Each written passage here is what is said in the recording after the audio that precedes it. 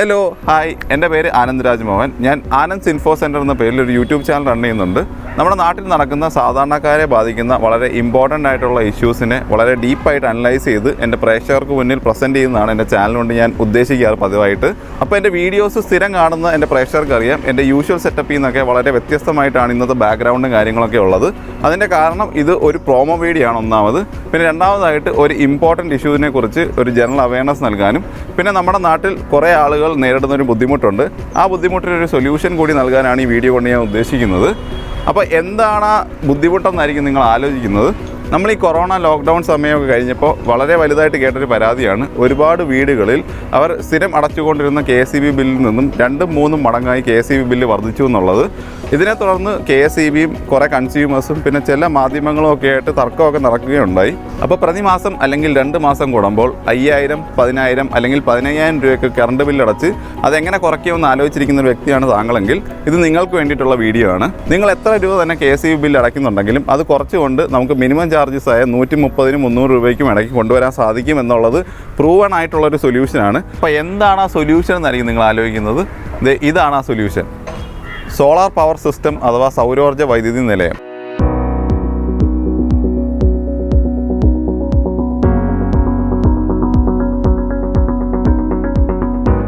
ഈ സോളാർ പാനലുകൾ എന്ന് പറയുന്നത് വളരെ പുതുമയുള്ള കാര്യമൊന്നും അല്ലെന്ന് നമുക്ക് എല്ലാവർക്കും അറിയാവുന്ന കാര്യമാണ്. പക്ഷേ ആവശ്യമില്ലാത്തൊരു ചീത്ത പേര് ഈ പേരുമായി കൂട്ടിച്ചേർന്നുണ്ട്.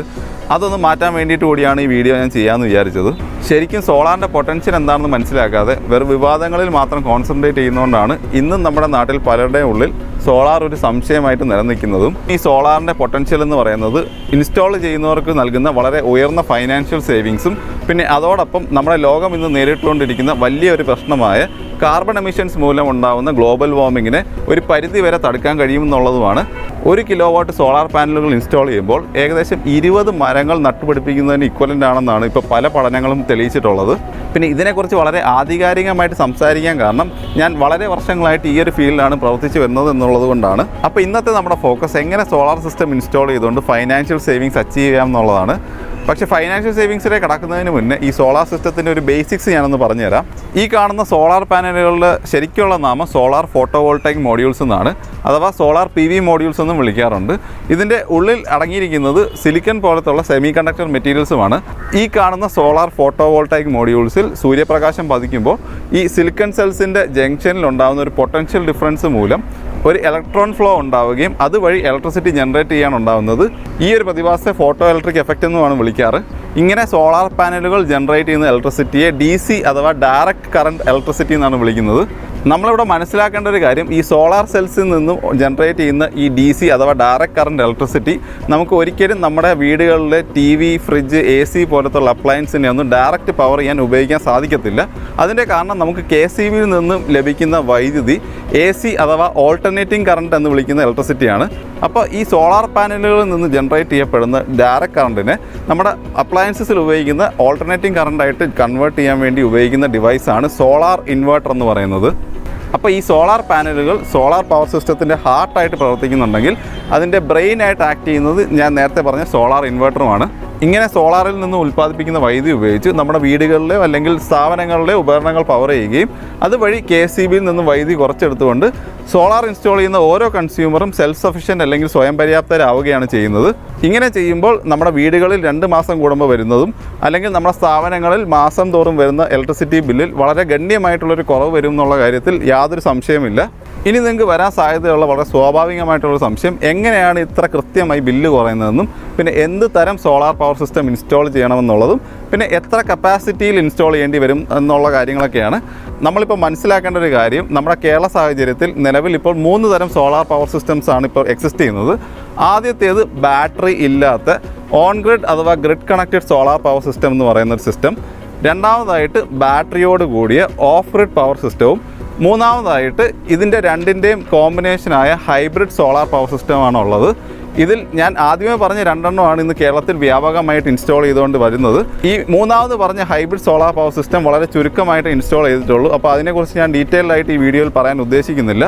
നമ്മുടെ ഫോക്കസ് ഫൈനാൻഷ്യൽ സേവിങ്സ് ആയതുകൊണ്ട് തന്നെ ഞാൻ ആദ്യം പറഞ്ഞ ബാറ്ററി ഇല്ലാത്ത ഓൺ ഗ്രിഡ് അഥവാ ഗ്രിഡ് കണക്റ്റഡ് സോളാർ പവർ സിസ്റ്റത്തിലായിരിക്കും നമ്മളിപ്പോൾ കോൺസെൻട്രേറ്റ് ചെയ്യാൻ പോകുന്നത്. നമ്മുടെ നാട്ടിൽ ബഹുഭൂരിപക്ഷം വരുന്ന KSEB കൺസ്യൂമേഴ്സിൻ്റെയും ഏറ്റവും വലിയ പ്രയോറിറ്റി എന്ന് പറയുന്നത് അവരുടെ വീടുകളിൽ അല്ലെങ്കിൽ സ്ഥാപനങ്ങളിൽ വരുന്ന 10,000-കണക്കിന് രൂപ കറണ്ട് ബില്ല് എങ്ങനെ കുറയ്ക്കാമെന്നുള്ളതാണ്.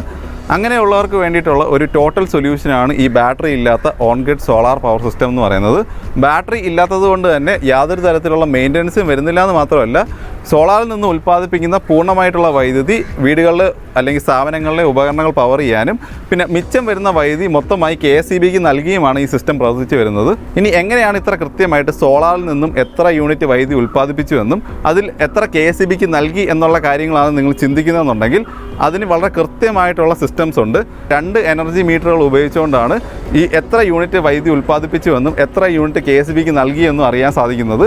അത് KSEBക്ക് മാത്രമല്ല ഓരോ കൺസ്യൂമറിനും വെരിഫൈ ചെയ്യാവുന്ന രീതിയിലാണ് ഈ ഓരോ സിസ്റ്റംസ് ഇൻസ്റ്റാൾ ചെയ്ത് പോകുന്നതും.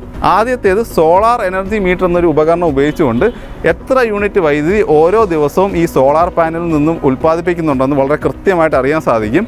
അതിൽ എത്ര യൂണിറ്റ് ഉപകരണങ്ങൾ ഉപയോഗിച്ചു, അതിനുശേഷം എത്ര യൂണിറ്റ് KSEBക്ക് നൽകി എന്നറിയാനായിട്ട് വീടുകളിൽ അല്ലെങ്കിൽ സ്ഥാപനങ്ങളിൽ നിലവിലുള്ള KSEBയുടെ എനർജി മീറ്റർ മാറ്റിക്കൊണ്ട് ടെസ്റ്റഡ് ആൻഡ് കാലിബ്രേറ്റഡ് ആയിട്ടുള്ള bidirectional solar net meter through ആണ് ഈ ഒരു വിവരങ്ങൾ നമുക്ക് അറിയാൻ സാധിക്കുന്നത്. ഈ ബൈ ഡയറക്ഷണൽ സോളാർ എനർജി മീറ്ററിൽ വളരെ കൃത്യമായി ഒരു കൺസ്യൂമർ എത്ര യൂണിറ്റ്സ് KSEBയിൽ നിന്ന് കൺസ്യൂം ചെയ്തുവെന്നും ഇതിനെ ഇമ്പോർട്ട് എന്നാണ് ഈ ബില്ലിൽ റെഫർ ചെയ്യുന്നത്. ഇതോടൊപ്പം അതേ കൺസ്യൂമർ സൗരോർജ്ജ പ്ലാന്റിൽ നിന്നും എത്ര യൂണിറ്റ് വൈദ്യുതി ഉൽപ്പാദിപ്പിച്ച് KSEBക്ക് നൽകി എന്ന് രേഖപ്പെടുത്തും.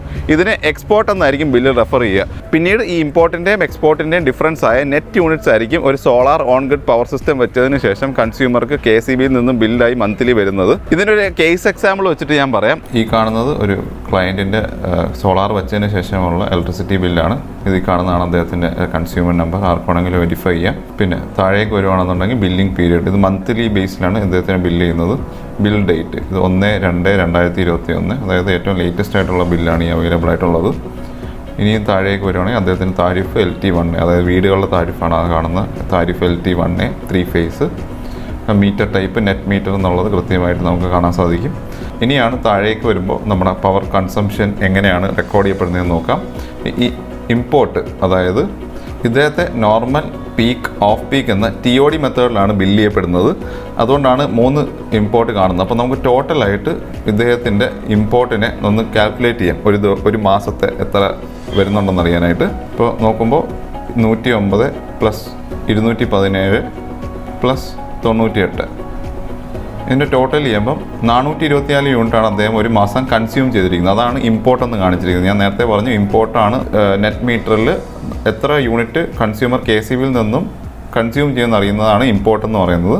ഇനി താഴേക്ക് വന്നാൽ എക്സ്പോർട്ട് രേഖപ്പെടുത്തിയിട്ടുണ്ട്, അതായത് സോളാറിൽ നിന്നും നമ്മൾ എത്ര യൂണിറ്റ് വൈദ്യുതി KSEBക്ക് നൽകിയെന്നുള്ളത്.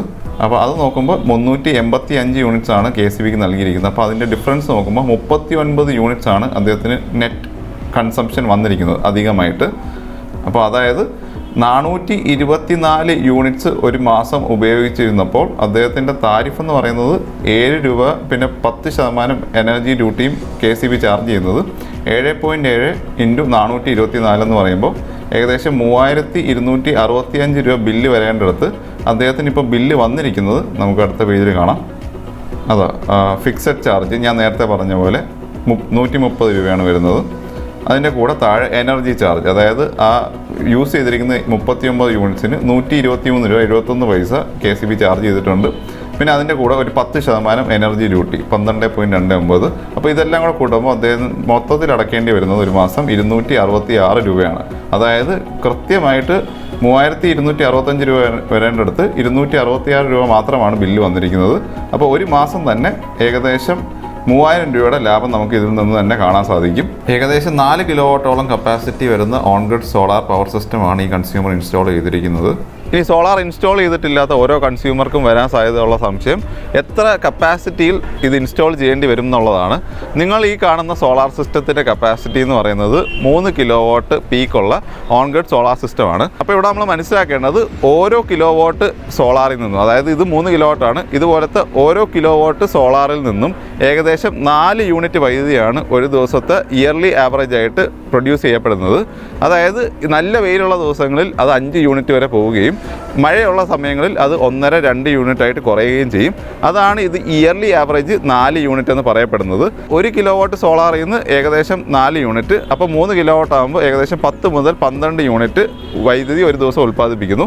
അതായത് ഏകദേശം 600 യൂണിറ്റ് 2 മാസം കൊടുക്കാൻ ഈ 3 കിലോ വാട്ട് സോളാർ ധാരാളമാണെന്നർത്ഥം. അപ്പോൾ ഇങ്ങനെയാണ് എത്ര കപ്പാസിറ്റി സോളാർ വേണം എന്നുള്ളത് നമ്മൾ തീരുമാനിക്കുന്നത്. ഇനി ഇൻ കേസ് അതൊരു 10,000 രൂപയാണ് ബില്ലടക്കിയതെന്നുണ്ടെങ്കിൽ അതിന് ഇക്വലൻ്റ് ആയിട്ട് ചിലപ്പോൾ 5 കിലോ വാട്ടോ 6 കിലോ വാട്ടോ വെച്ച് കഴിഞ്ഞാൽ ഇതേപോലെ തന്നെ നമുക്ക് മിനിമം ചാർജിൽ എത്താൻ പറ്റും. അപ്പോൾ ഇതിൻ്റെ ഒരു ഏറ്റവും വലിയ പ്രത്യേകത എന്ന് പറഞ്ഞാൽ നമുക്കൊരു ലിമിറ്റേഷൻസ് വരുന്നില്ല. നിങ്ങളുടെ റൂഫിൽ എത്രത്തോളം സ്പേസ് ഉണ്ടോ അതിനനുസരിച്ചിട്ടുള്ള സോളാർ നമുക്ക് എത്ര കിലോ വാട്ട് വേണമെങ്കിലും കണക്ട് ചെയ്യാൻ പറ്റും. അതിനനുസരിച്ച് നിങ്ങളുടെ ബില്ല് കുറയുകയും ചെയ്യും. അത് ഒരു വളരെ ഗ്യാരണ്ടീഡ് ആയിട്ടുള്ള ഒരു പ്രൂവൺ റിസൾട്ടാണ്. ഇനി ഈ 3 kilo watt on grid solar power plant install ചെയ്യാൻ ചിലവായ തുകയെന്ന് പറയുന്നത് ഏകദേശം 1,90,000 രൂപയായിരുന്നു. ഇതൊരു 2.5 വർഷം മുന്നെയാണ് ഇൻസ്റ്റാൾ ചെയ്തത്. അന്ന് മുതൽ വളരെ മികച്ച ജനറേഷൻ തന്നെയാണ് നമുക്ക് അനുഭവപ്പെട്ടുകൊണ്ടിരിക്കുന്നത്. പിന്നെ ഇതുകൂടാതെ KSEBയുടെ ഒരു രജിസ്ട്രേഷൻ ചാർജും പിന്നെ നെറ്റ് മീറ്റർ യൂഷ്വലി KSEB ആണ് സപ്ലൈ ചെയ്യാറ്. ഇനി ഇൻ കേസ് അവർക്ക് എന്തെങ്കിലും ഷോർട്ടേജ് ഉണ്ടെങ്കിൽ സോളാർ കമ്പനിക്കാർ തന്നെ അത് വാങ്ങി ടെസ്റ്റ് ചെയ്ത് കൺസ്യൂമർക്ക് നൽകുന്നതാണ് അഡീഷണൽ ചാർജിൽ. ഈ on grid power plant install ചെയ്തിട്ട് 2.5 വർഷമായെന്ന് ഞാൻ പറഞ്ഞെങ്കിലും ഈ പാനൽസിൻ്റെ പഴക്കം എന്ന് പറയുന്നത് 2.5 വർഷമല്ല. ഇത് 8 വർഷം മുന്നേ ഈ വീട്ടിൽ ഓഫ് ഗ്രിഡ് സിസ്റ്റമായിട്ട് ഇൻസ്റ്റാൾ ചെയ്ത പാനൽസ് ആയിരുന്നു. പിന്നീട് അത് കൺവേർട്ട് ചെയ്തിട്ടാണ് ഓൺ ഗ്രിഡിലേക്ക് മാറ്റിയത്. അപ്പോൾ ഈ പാനൽസിൻ്റെ ലൈഫിൽ ആർക്കെങ്കിലും സംശയം ഉണ്ടെന്നുണ്ടെങ്കിൽ ഇത് ഏറ്റവും വലിയ എക്സാമ്പിളാണ്. 8 വർഷമായിട്ടും അതേ ജനറേഷനിൽ തന്നെയാണ് പാനൽസ് പൊയ്ക്കൊണ്ടിരിക്കുന്നത്. യൂഷ്വലി ഈ പാനൽസിൻ്റെയൊക്കെ വാറൻറ്റി വരുന്നത് 25 വർഷമാണ്. ബാക്കിയുള്ള ഇൻവേർട്ടേഴ്സിനും പിന്നെ വയറിങ്ങിനും ആക്സസറീസിനും ഒക്കെ 5 വർഷമാണ് വാറൻറ്റി. 5 വർഷം മുതൽ 10 വർഷം വരെ കൊടുക്കാറുണ്ട് വാറൻറ്റി. അത് ബേസ്ഡ് ഓൺ ദ മാനുഫാക്ചറർ ആണ്. അപ്പോൾ ഈ പാനൽസിൻ്റെ ലൈഫ് എന്ന് പറയുന്നത് 25 വർഷം തന്നെ കിട്ടുകയും ചെയ്യും. അതിൻ്റെ പെർഫോമൻസ് വാറൻറ്റി വരുന്നത് 25 വർഷമാണ്. ഇനി ഒട്ടുമിക്ക കൺസ്യൂമേഴ്സിനും വരുന്നൊരു സംശയമാണ് എത്ര റൂഫ് ഏരിയ വേണ്ടി വരും ഈ സോളാർ ഇൻസ്റ്റാൾ ചെയ്യാൻ എന്നുള്ളത്. അതിൻ്റെ ഉത്തരം എന്ന് പറയുന്നത് 1 കിലോ വാട്ട് സോളാർ ഇൻസ്റ്റാൾ ചെയ്യാൻ ഏകദേശം 80 സ്ക്വയർ ഫീറ്റ് ഏരിയ വേണം എന്നുള്ളതാണ്. അതായത് ഈ 3 കിലോ വാട്ട് സോളാർ ഇൻസ്റ്റാൾ ചെയ്യാൻ ഏകദേശം 250 സ്ക്വയർ ഫീറ്റ് റൂഫ് ഏരിയയാണ് ആവശ്യമായിട്ട് വന്നത്. അത് ഇപ്പോഴത്തെ വീടുകളിലെ റൂഫ് ഏരിയ വെച്ച് കമ്പയർ ചെയ്യുമ്പോൾ ഒന്നും അല്ലാന്ന് തന്നെ നമുക്ക് പറയാൻ സാധിക്കും. ഇതുകൂടാതെ വരുന്ന മറ്റൊരു സംശയമാണ് ട്രസ്റ്റ് ആയിട്ടുള്ള ഷീറ്റിൻ്റെ മുകളിൽ സോളാർ പാനലുകൾ ഇൻസ്റ്റാൾ ചെയ്യാൻ സാധിക്കും എന്നുള്ളത്. അതും സാധിക്കും എന്നുള്ളത് തന്നെയാണ് ഉത്തരം. അഡീഷണൽ ആയിട്ടുള്ളൊരു സ്ട്രക്ചർ ഫാബ്രിക്കേറ്റ് ചെയ്തു അതല്ലാന്നുണ്ടെങ്കിൽ ഇൻക്ലൈൻഡ് ആയിട്ടുള്ള സ്ട്രക്ചർ വെച്ചിട്ടും ഷീറ്റിൻ്റെ മുകളിൽ ഇൻസ്റ്റാൾ ചെയ്യാൻ സാധിക്കുന്നതാണ്. പിന്നെ ഇതുകൂടാതെ വരുന്ന മറ്റൊരു സംശയമാണ് അലൂമിനിയം അല്ലെങ്കിൽ GI ഷീറ്റ്സിന് പകരമായിട്ട് നമുക്ക് സോളാർ പാനലുകൾ ഇൻസ്റ്റാൾ ചെയ്യാൻ സാധിക്കുമെന്നുള്ളത്. അതും സാധിക്കും എന്നുള്ളത് തന്നെയാണ് ഉത്തരം. ഇനി ഇത്രയും പറഞ്ഞ സ്ഥിതിക്ക് ഈ ഓൺ ഗ്രിഡ് സോളാർ പവർ പ്ലാന്റിൻ്റെ ആകെയുള്ള ഒരു ഡ്രോബാക്കും കൂടി ഒന്ന് പറയാം. ബാറ്ററി ഇല്ലാത്തതുകൊണ്ട് തന്നെ KSEB ഗ്രിഡ് ഫെയിലിയർ സംഭവിച്ചു കഴിഞ്ഞാൽ നമ്മുടെ ഓൺ ഗ്രിഡ് സോളാർ പവർ പ്ലാന്റും ഓട്ടോമാറ്റിക്കായിട്ട് ഓഫ് ആകും എന്നുള്ളതാണ്. അതിൻ്റെ കാരണം KSEB എന്തെങ്കിലും മെയിൻ്റനൻസിന് വേണ്ടി ഗ്രിഡ് ഓഫ് ആക്കുമ്പോൾ നമ്മുടെ on grid solar power plant ഒരു ജനറേറ്റിംഗ് സ്റ്റേഷനായിട്ട് മാറി ഗ്രിഡിനെ ലൈവ് ആക്കാൻ പാടില്ല. ഇത് ലോകത്തെമ്പാടും ഫോളോ ചെയ്ത് വരുന്ന ഒരു സേഫ്റ്റി പ്രിക്കോഷൻ മാത്രമാണ്. ഇതിനുവേണ്ടി കൺസ്യൂമർ ഒന്നും ചെയ്യേണ്ട കാര്യമില്ല. ഓട്ടോമാറ്റിക്കായിട്ട് തന്നെ ഇൻ്റലിജൻറ്റ് സോളാർ ഇൻവെർട്ടർ ഇതിനെ ഓഫ് ആക്കുകയും പിന്നെ തിരിച്ച് കറണ്ട് വരുമ്പോൾ ഓട്ടോമാറ്റിക്കായിട്ട് ഓൺ ആകുകയും ചെയ്തോളും. അപ്പോൾ ഈ കറണ്ട് പോകുന്ന സമയത്ത് ബാക്കപ്പിന് വേണ്ടി എന്ത് ചെയ്യുമെന്ന് ചോദിച്ചു കഴിഞ്ഞാൽ ഒരു സിമ്പിൾ ഹോം ഇൻവെർട്ടറോ അല്ലെങ്കിൽ ഒരു UPSO വാങ്ങി വെച്ച് കഴിഞ്ഞാൽ അത്യാവശ്യം വേണ്ടുന്ന ലോഡായ ലൈറ്റ്, TV, ഫാന് അങ്ങനത്തെ കാര്യങ്ങളൊക്കെ പവർ ചെയ്യാൻ വേണ്ടി ഉപയോഗിക്കാം. ഇനി ഇൻ കേസ് ഓൾറെഡി ഇൻവെർട്ടർ ഉള്ള വീടുകളാണെങ്കിൽ അത് അങ്ങനെ തന്നെ യൂസ് ചെയ്തുകൊണ്ട് നമുക്ക് സോളാർ പ്ലാന്റ് ഇൻസ്റ്റാൾ ചെയ്യാവുന്നതാണ്. വളരെ കൃത്യമായിട്ട് എത്ര യൂണിറ്റ്സ് ആണോ നമ്മുടെ ഹോം ഇൻവെർട്ടർ ബാറ്ററി ചാർജ് ചെയ്യാൻ എടുക്കുന്നത് അത്രയും യൂണിറ്റ്സ് നമ്മുടെ ഓൺ ഗ്രിഡ് സോളാർ പവർ പ്ലാന്റിൽ നിന്ന് സപ്ലിമെൻറ്റ് ചെയ്യാവുന്നതാണ്. ഒരു കൺസ്യൂമറുടെ പ്രയോറിറ്റി ബില്ല് കുറയ്ക്കുന്നതിലുപരി അൺഇൻറ്ററപ്റ്റഡ് ആയിട്ട് 24 ഹവേഴ്സും AC പോലുള്ള ഹെവി അപ്ലയൻസസ് ഓടിക്കുക എന്നുള്ളതാണെങ്കിൽ അവർക്ക് വേണ്ടി സജസ്റ്റ് ചെയ്യാവുന്ന സിസ്റ്റമാണ് ബാറ്ററിയോട് കൂടിയ off grid solar power plant എന്ന് പറയുന്നത്. അവിടെ നമ്മൾ മനസ്സിലാക്കേണ്ടത് AC പോലത്തുള്ള ഹെവി അപ്ലയൻസസ് റൺ ചെയ്യണമെന്നുണ്ടെങ്കിൽ വളരെ വലിയ കപ്പാസിറ്റിയിൽ തന്നെ സോളാർ പാനൽ വേണ്ടി വരും. ഏകദേശം ഒരു 2-3 കിലോ വാട്ട് മിനിമം വേണ്ടി വരും. അതുകൂടാതെ ഒരു 4 ബാറ്ററി എങ്കിലും മിനിമം വേണ്ടി വരും. അപ്പോൾ ഓട്ടോമാറ്റിക്കലി ബാറ്ററി ആഡ് ഓൺ ആവുന്നത് കൊണ്ട് തന്നെ ഇൻവെസ്റ്റ്മെൻറ്റും കൂടും, അതുപോലെ തന്നെ മെയിൻ്റനൻസ് കൂടും. ഇപ്പോൾ നമുക്കറിയാവുന്നതാണ് നമ്മുടെ ഒരു കാർ ബാറ്ററി 5 വർഷം കൂടുമ്പോൾ നമ്മൾ റീപ്ലേസ് ചെയ്യുന്നുണ്ട്.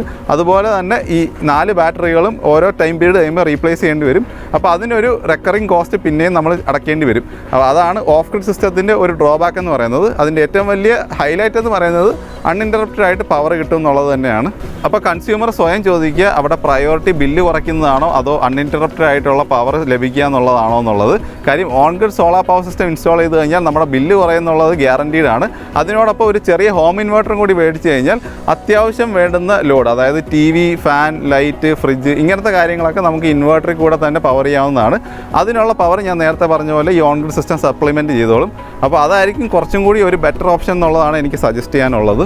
ഇനി ഇത്രയും തുക ബാങ്കിലിട്ട് ആ കിട്ടുന്ന പലിശ വെച്ച് ഇലക്ട്രിസിറ്റി ബില്ല് അടച്ചാൽ പോരെ എന്ന് ചോദിക്കുന്നവർക്കായി എന്തുകൊണ്ട് സോളാർ വെക്കുന്നത് ലാഭകരമാണെന്ന് തെളിയിക്കാനായി ഒരു സിമ്പിൾ കാൽക്കുലേഷനുമായിട്ട് ഞാൻ ഉടനെ വരുന്നതായിരിക്കും. പിന്നെ ഇതുകൂടാതെ നമ്മുടെ ഭൂമിയിൽ നിന്ന് നേരിടുന്ന വലിയൊരു പ്രശ്നമാണ് ഗ്ലോബൽ വാർമിംഗ് എന്ന് പറയുന്നത്. ഇതിൻ്റെ ഒരു വലിയ കാരണമായി കൺസിഡർ ചെയ്യുന്നത് കോളിൽ നിന്ന് ഉൽപ്പാദിപ്പിക്കുന്ന വൈദ്യുതിയുമാണ്. അപ്പോൾ നമ്മൾ ഓരോരുത്തരും സോളാറിലേക്ക് മാറുകയാണെങ്കിൽ നമ്മുടെ ഭൂമിക്ക് അത് വളരെ വലിയൊരു ഉപകാരമായിരിക്കും എന്നുകൂടി ഓർമ്മിപ്പിച്ചുകൊണ്ട് ഞാൻ എൻ്റെ വീഡിയോ ഇവിടെ അവസാനിപ്പിക്കുകയാണ്. ഞാൻ ഒരുവിധം എല്ലാ സംശയങ്ങളും ഈ വീഡിയോയിലൂടെ കവർ ചെയ്യാൻ ശ്രമിച്ചിട്ടുണ്ട്. ഇനിയും എന്തെങ്കിലും സംശയങ്ങൾ ബാക്കിയുണ്ടെങ്കിൽ നിങ്ങൾക്ക് എൻ്റെ കമൻറ്റ്സിൽ ചോദിക്കാവുന്നതാണ്. ഞാനത് റിപ്ലൈ ചെയ്യാൻ മാക്സിമം ശ്രമിക്കാം. ഇതുപോലത്തെ സോളാറുമായി റിലേറ്റഡ് ആയിട്ടുള്ള ഇൻഫോർമേറ്റീവ് വീഡിയോസുമായിട്ട് ഞാൻ ഉടനെ വരുന്നതായിരിക്കും. അപ്പോൾ അതുവരെ this is Anand Rajmohan signing off. Good bye.